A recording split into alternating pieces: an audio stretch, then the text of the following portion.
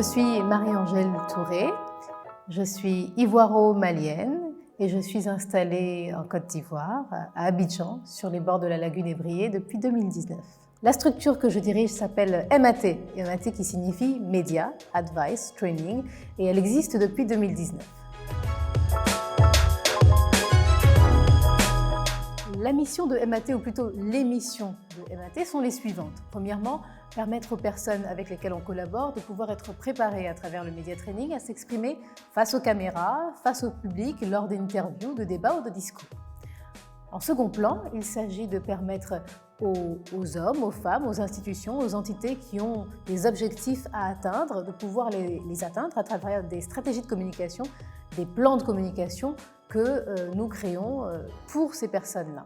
Et enfin, nous sommes très impliqués dans la production audiovisuelle parce que nous permettons aussi aux entreprises, notamment, de pouvoir enregistrer des messages vidéo, décalés, un peu ludiques.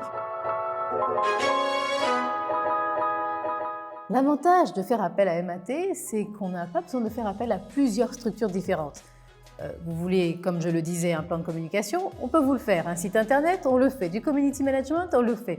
Donc vous n'avez pas besoin de faire appel et de dévoiler vos plans à différentes structures. Là, vous avez la possibilité de le faire avec une seule équipe qui vous est totalement dédiée. J'ai choisi ce secteur parce que la communication, c'est mon domaine d'expertise. Donc forcément, je suis plus à l'aise en tant que journaliste pour pouvoir vous préparer justement à faire face à d'autres journalistes ou alors en tant que communicante à vous aider à pouvoir atteindre vos objectifs ou en tout cas à atteindre un but précis. Études primaires, collège en Côte d'Ivoire, ensuite lycée et études supérieures en France et à Paris, à la fin de mes études, où j'ai été diplômée en communication et relations publiques et où d'ailleurs j'ai commencé ma carrière au sein d'une chaîne d'information panafricaine. À titre personnel, c'est, je pense, ma spontanéité, ma joie de vivre et mon humour. C'est très important, l'autodérision pour moi. En ce qui concerne le côté professionnel, je dirais que je suis considérée comme étant un peu pointilleuse. Donc, souci du détail, c'est très important pour faire un travail de qualité. D'ailleurs, c'est nécessaire. En tant qu'Africaine, l'un de mes rêves serait de pouvoir voir le jour où notre continent serait totalement indépendant, indépendant moralement, intellectuellement, financièrement, mais que ça demande du temps, de l'investissement et des volontés politiques, des engagements politiques forts, un leadership fort.